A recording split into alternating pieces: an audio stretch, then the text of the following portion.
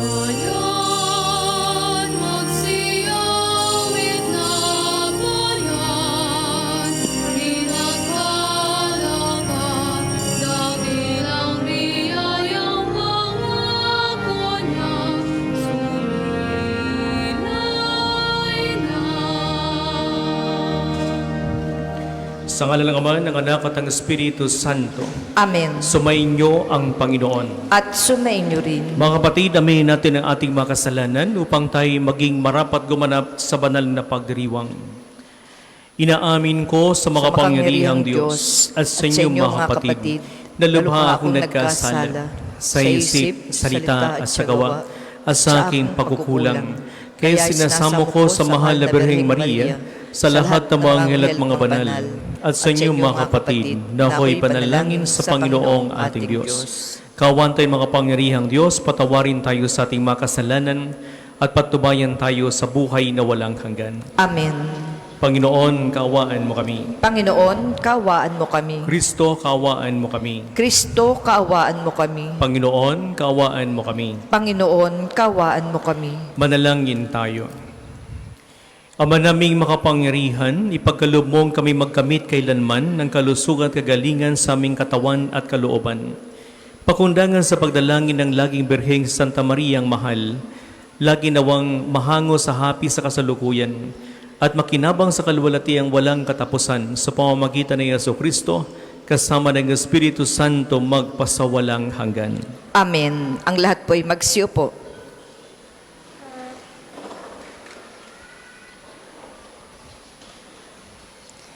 Pagbasa mula sa aklat ni Sirach. Nilikha ng Panginoon ang tao mula sa alabok, at ito'y sa alabok din uuwi.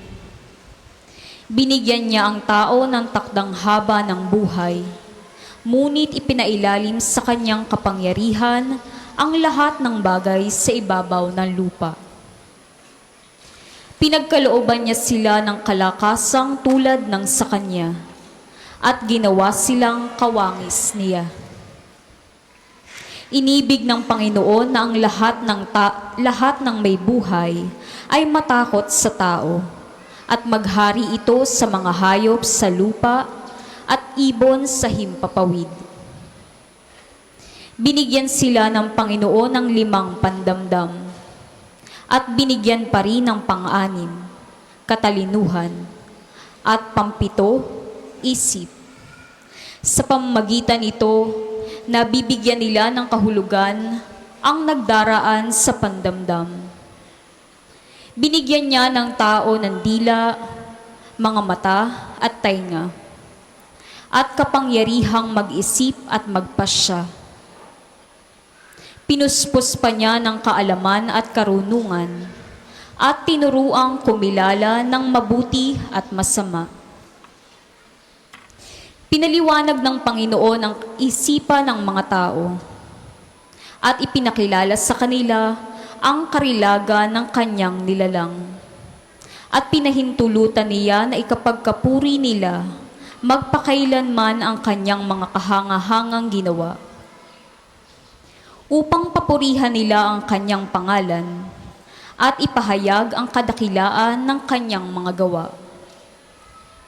Ibinigay niya sa tao ang kanyang mga aral, at ipinamana sa kanila ang kautusan na nagbibigay buhay.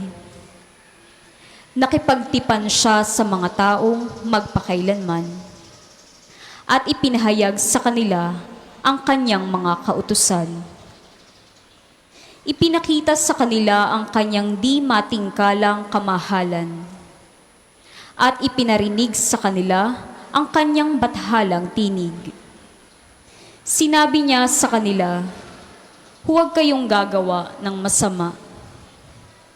At ibinatas sa kanila ang tungkulin ng bawat isa sa kanyang kapwa.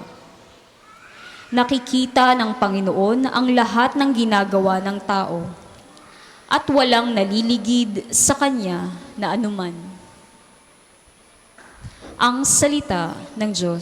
Salamat sa Diyos. Ang tugon po sa Salmo. Pag-ibig mo'y walang hanggan, sa bayan mong nagmamahal. Pag-ibig mo'y walang hanggan sa bayan mong nagmamahal. Kung paano nahahabag ang ama sa anak niya, gayon din siya nahahabag sa may takot sa kanya. Alam niya na alabok, yaong ating pinagmulan. Alam niyang babalik din sa alabok kung mamamatay. Pag-ibig mo'y walang hanggan sa bayan mong nagmamahal. Ang buhay ng mga tao'y parang damo ang katulad. Sa parang ay lumalago na animo ay bulaklak. Kapag ito ay nahanginan, nawawala at nalalagas. Nawawala man din ito at hindi na namamalas. Pag-ibig mo'y walang hanggan sa bayan mong nagmamahal. Ngunit ang pag-ibig ng Diyos ay tunay na walang hanggan. Sa sino man sa Kanya'y may takot at pagmamahal. Ang matuwid niyang gawa ay wala ring katapusan. Yaong matatamo nito'y ang tapat sa Kanyang tipan. Pag-ibig mo'y walang hanggan sa bayan mong nagmamahal. Magsitayo po ang lahat.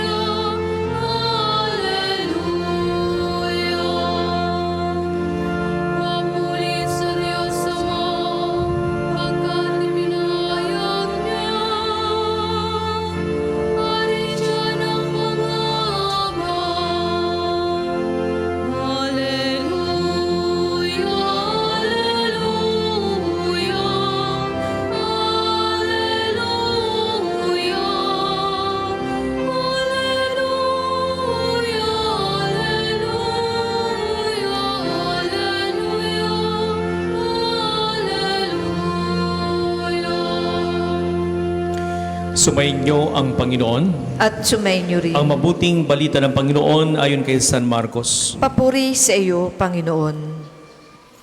Noong panahon yon, may nagdala ng mga bata kay Jesus upang hiling ipatong niya sa mga ito ang kanyang kamay.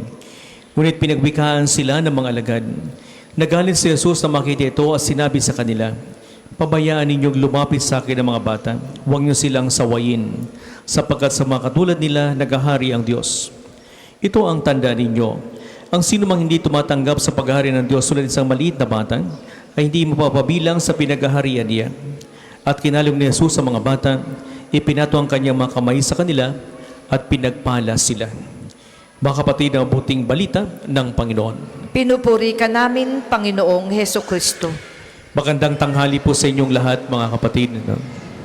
Welcome po sa National Shrine of Padre Pio. Ang mga bata ay nabibigay kaligayahan sa atin, lalong-lalo sa ating mga tahanan. Pag mayroong mga bata na dumarating sa pamilya, isang bata, pamangkin mo, apo mo, o kaya kapatid mo, natutuwa tayo. Lalong-lalo na pag ang bata lumalaki na at marami ng alam sa tinuturo natin. Kaya nga, kung ating pagninilayan ang mga bata, ito ay isang, kumbaga, biyaya mula sa Diyos. At tayo rin ang mga maedad na ngayon, minsan din naging bata tayo. Pero kumusta kaya ang pagkabata natin? Kumusta kaya nung bata tayo? Kinagigiliwan ba tayo? Natutuwa ba ang pamilya natin sa atin? At ngayong may edad na tayo, natutuwa pa rin kaya ang mga kapamilya natin? O baka hindi na? Mga kapatid, sa Ebanghelyo ngayon narinig natin, sabi ni San Marcos sa kanyang Ebanghelyo, minsan mayroong mga taong nagdala ng bata kay Jesus at upang hiling ipatong niya sa mga ito ang kanyang kamay. Ngunit itong makita ito ng kanyang mga alagad, sila'y nagalit at sinabi nila na umalis kayo dyan.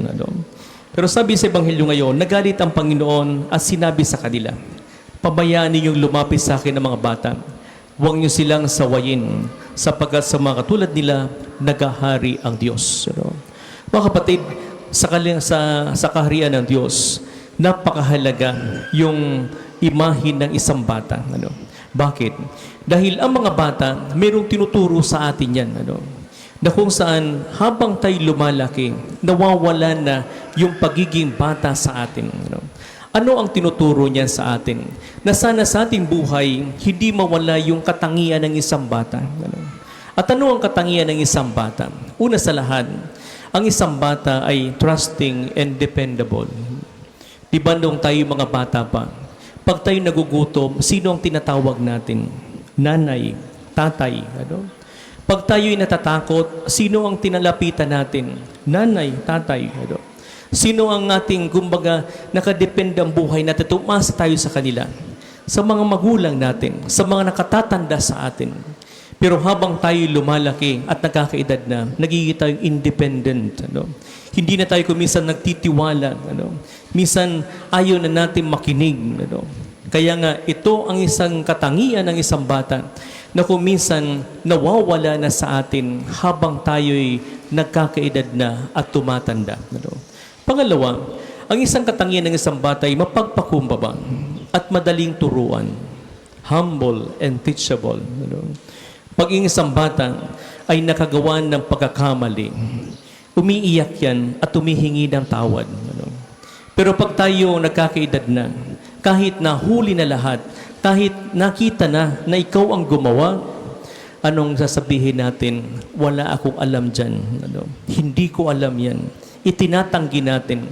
At minsan, masyado tayo mapagmataas at hindi natin kayang tanggapin ang ating pagkakamali. Kaya nga, nawawala na yung pagiging mapagpakumbaba natin, kababaan ng loob, at kung minsan, hindi na tayo maturuan. At yung gusto natin ang nasusunod. Pangatlo mga kapatid, ang isang bata ay full of wonder and joy. Di ba pang isang bata, pinangakuan mo siya. Tuwang-tuwa yan. Pag sinabi mong pupunta tayo sa SM, magmamasyal tayo, alam nyo, hindi pa yan tapos na sinabi mo, magbibihis na yan. Mag-i-imagine na yan kung ano yung gagawin nila doon sa SM. Alam niya na kung ano yung mga pipiliin niyang bibilhin.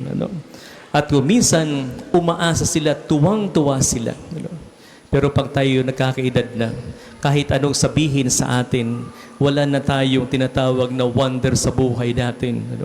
Minsan nawawala na yung joy, yung kaligayahan. Dahil iba na ang gusto natin at iba na ang gusto nating mangyari sa buhay natin. Pangapat mga kapatid, ang isang katangian ng isang bata ay madaling magpatawad. Quick to forgive. Alam niyo, pag tayo nagkakaedad na minsan nawawala na yung katangian nito ng isang bata. Naalala niyo pa ba nung mga bata pa tayo? Noong tayo ay naglalaro at kuminsan nakakaaway natin yung kalaro natin, nasasaktan din natin kuminsan sila. Pero pagkatapos, hindi matapos ang oras na yan na hindi natin nakakabati yung mga nakaaway natin. Pero pag tayo nagkakaedad na, kuminsan tumanda ka na lahat, malapit ka na mamatay, at kuminsan nakamatayan mo na, hindi tayo makapagpatawad. Kaya mga kapatid, ito ay isang palala sa atin. Tayo bilang mga Kristiyano, sana hindi mawala yung katangian ng isang bata. Na tayo ay, kung gusto nating pumasok sa kanila ng Diyos, kinakailangan maging katulad tayo ng isang bata. Tanungin natin ang ating mga sarili. Ganyan pa ba yung childlike attitude natin? Kahit tayo may edad na, o baka may edad na tayo, isip bata pa rin. Magkaiba po yun. Childish saka childlike attitude. Kung minsan maraming mga tao may edad na pero ang isip bata pa rin. Dapat hindi ganon. Maging katangian ng isang bata ang matutunan natin kung gusto mong makapasok sa kaharian ng Diyos. Kaya mga kapatid, sa misang ito, magpasalamat tayo sa Diyos sa nasabihan pinagkakaloob sa atin. Ipagdasal natin na naway makita sa atin ng Diyos ang pagiging bata. Ang katangian ng isang bata ay hindi sana mawala sa atin. Nang sa ganon, pagdating ng panahon, makapasok tayo sa Kanyang kaharian. Para po sa mga maghahandog ng sobre, pakihulog na lamang po sa buslo.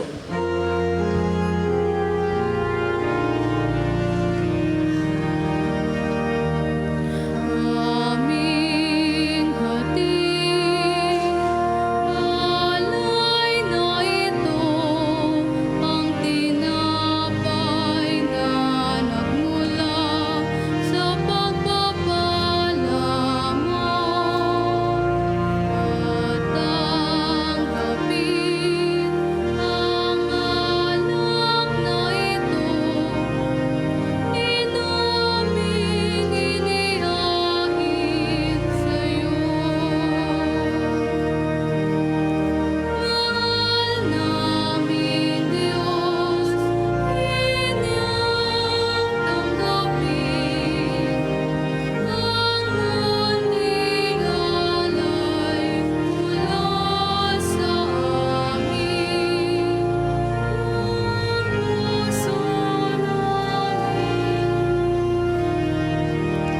Magsitayo po ang lahat. Manalangin kayo mga kapatid upang paghahain at tinikalugdan ng Diyos sa makapangyarihan.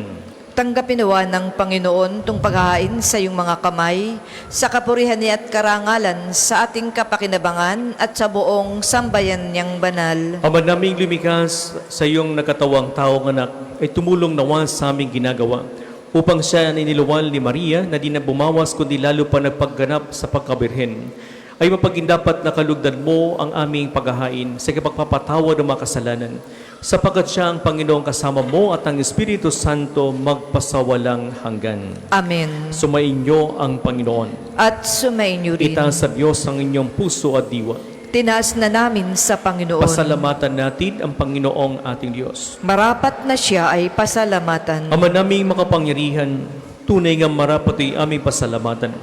Bukod mong pinagpalamang ina ni Jesucristo ang mahal na birheng nagpupuri at nagagalak sa iyo. Ikaw ang gumawa ng tanang dakilang bagay. Ikaw ang lumilingap sa lahat kailanman. Dilingap mo ang mahal na birhen bilang iyong abang alipin na iyong binigyan ng tungkuling kumalingasan na pong manunobos namin. Kaya kay San ng mga siawit ang papuri sa nawalang kumpay sa kalangitan. Kami nagbubunyi sa iyong kadakilaan.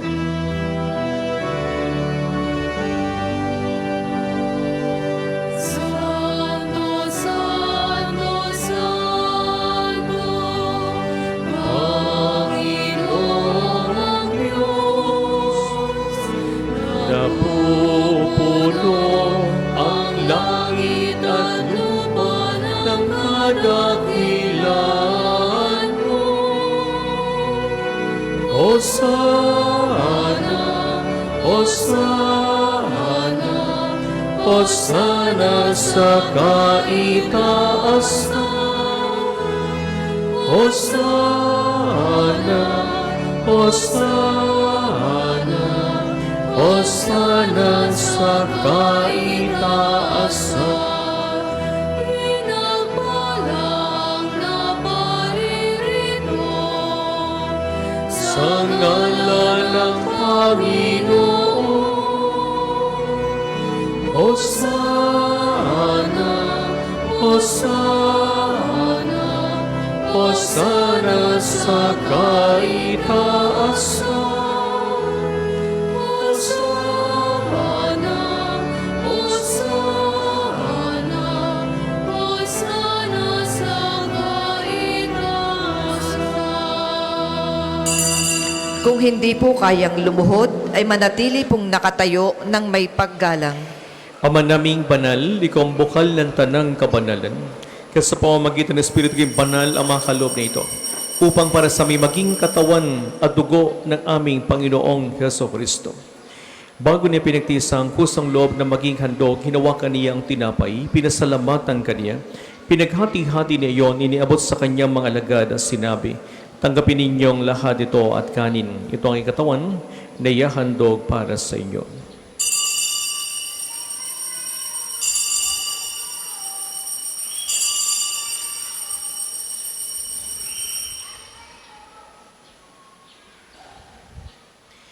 Gayon din naman, nung matapos ang hapunan, hinawakan niya ang kalis, muli kaniyang pinasalamatan. Inabot niya ang kalis sa kanyang mga alagad at sinabi, tanggapin ninyong lahat ito at inumin. Ito ang kalis ng aking dugo, ng bago at walang hanggang tipan. Ang aking dugo ay ibubuhos para sa inyo at para sa lahat sa kapagpapatawad ng mga kasalanan. Gawin ninyo ito sa pag-alaala sa akin.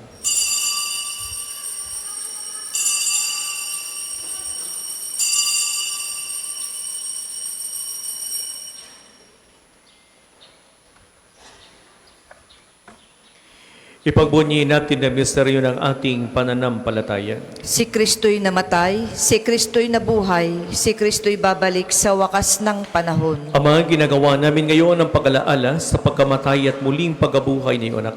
Kaya tinialay namin sa iyo ang tinapi nagbibigay buhay at ang kalis na nagkakaloob ng kaligtasan. Kami nagpapasalamat dahil kami narapat tumayo sa harap ng mo para maglingkod sa iyo. Isinasamo namin kayo magsasalo-salo sa katawan na dugo ni Kristo ay mabuklod sa pagkakaisa sa pamamagitan ng Espiritu Santo. Ama, lingapin mo ang iyong simbahang laganap sa buong daigdig. Puspusin mo kami sa pag-ibig kay San ni Francisco naming Papa, ni Gilbert aming obispo at ng Tanang Kaparian. Alalahanin mo rin ang mga kapatid naming nahimlay, may pag-asang sila'y muling mabubuhay, gayon din ang lahat ng mga pumanaw. Kawan mo sila at patuloyin sa iyong kaliwanagan. Kawan at pagdapating kaming lahat na makasalo sa iyong buhay na walang wakas.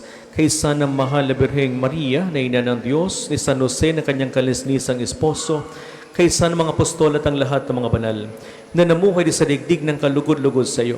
May pagdiwang naman namin ng pag-upuri sa kararangal mo sa pamamagitan ng anak na aming Panginoong Yeso Kristo. Sa pamamagitan ni Kristo kasama niya sa Kanya. Ang lahat ng parangal papuri sa iyo, Diyos sa mamakapangyarihan, kasama ng Espiritu Santo magpasawalang hanggan.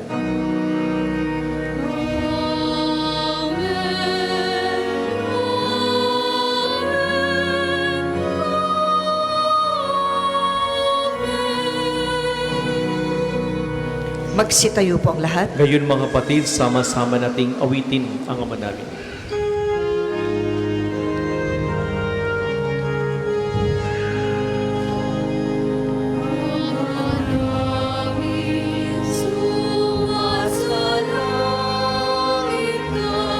Sambahin ang ngalan mo, Papa sa amin ang kaharian mo, sundin ang loob mo, dito sa lupa para ng sa langit. Bigyan mo kami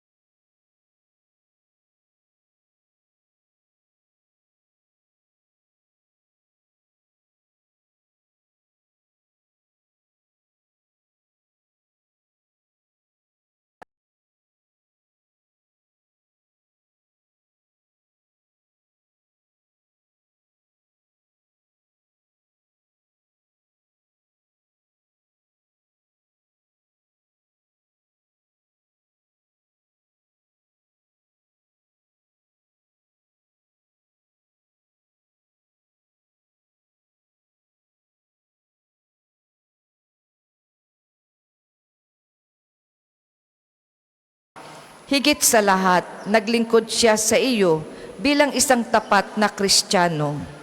Ibinabahagi ang pag-ibig, awa at habag na ipinakita ng iyong anak sa lahat ng kanyang nakatagpo, lalo na sa mga mahihirap at nahihirapan.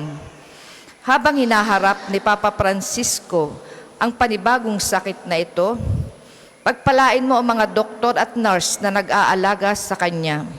Bigyan mo siya ng lakas upang matiis ang anumang sakit ng may biyaya at pagaling mo siya ng mabilis. Hinihiling namin ito sa iyong banal na pangalan. Amen. Ang lahat po ay magsiupo para po sa mga patalastas.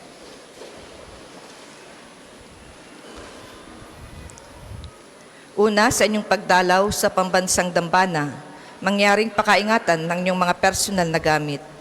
Hangad namin ng isang matiwasay at maayos na pagbisita sa National Shrine. Kalawa, ngayon po ay taon ng Jubileo.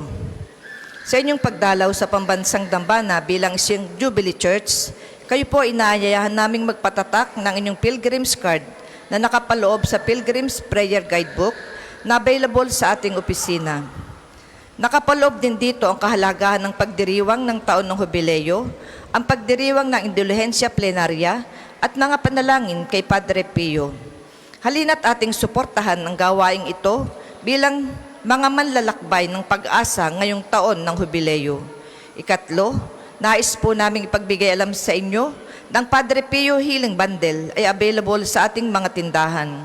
Ang langis na kasama nito ay may halo ng langis na mula sa puno ng olibo na binasbasan ni Padre Pio nung siya'y nabubuhay pa. Naway maging daan ng ating healing bundle sa pagkakamit ng kagalingang mula sa Diyos.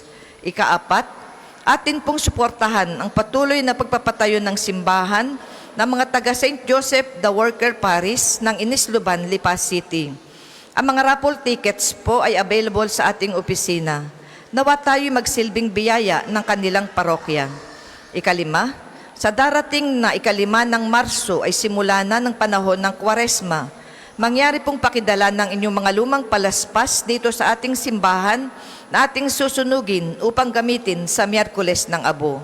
Ika-6, mga kapiyo, inaanyayahan namin kayong makiisa sa ating lakbay parokya sa darating na March 27, 2025 sa ilang mga Jubilee Churches ng Diocese ng Balanga sa Bataan.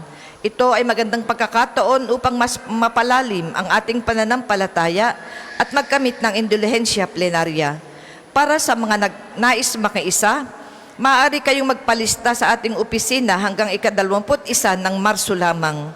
Kalakip ng 2,500 pesos na kontribusyon ang travel fee, t-shirt, prayer booklet at morning snacks. Maraming salamat po at naway makiisa tayo sa gawaing kabanalang ito ngayong panahon ng Kwaresma.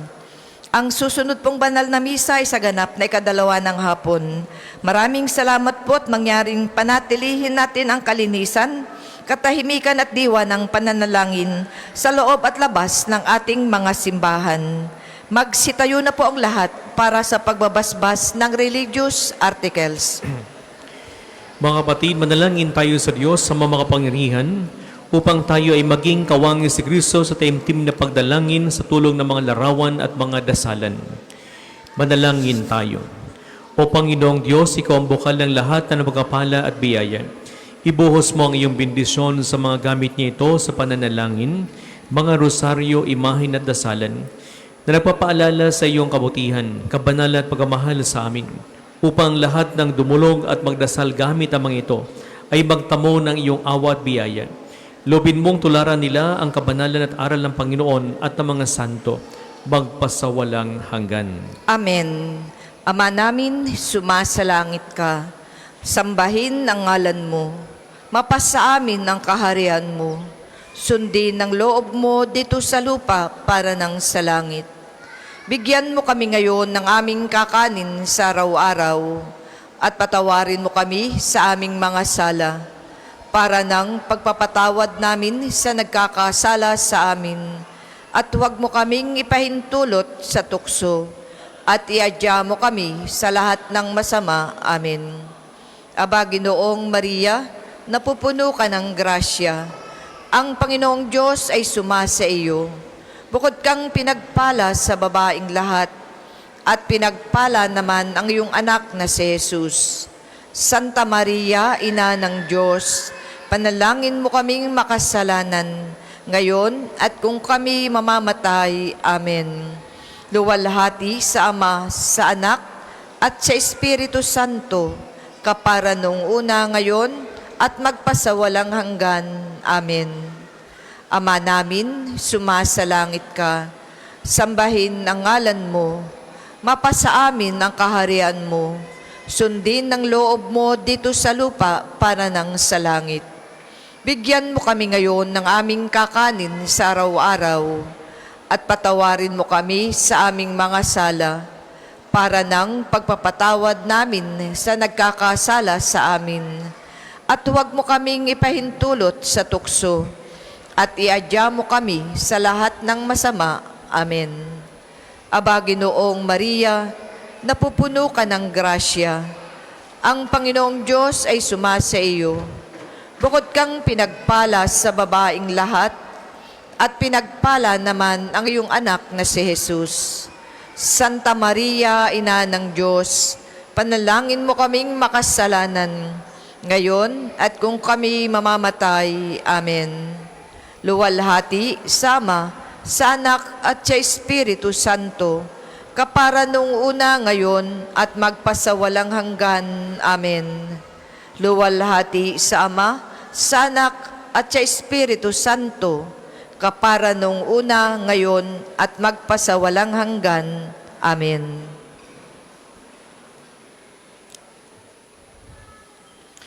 Sumayin niyo ang Panginoon. At sumayin niyo rin. Naway pagpalain kayo makapangyarihang Diyos Ama, Anak at ang Espiritu Santo. Amen. Tapos ng ating pagdiriwang, humayo kayong taglay ang kapayapaan ni Kristo. Salamat sa Diyos.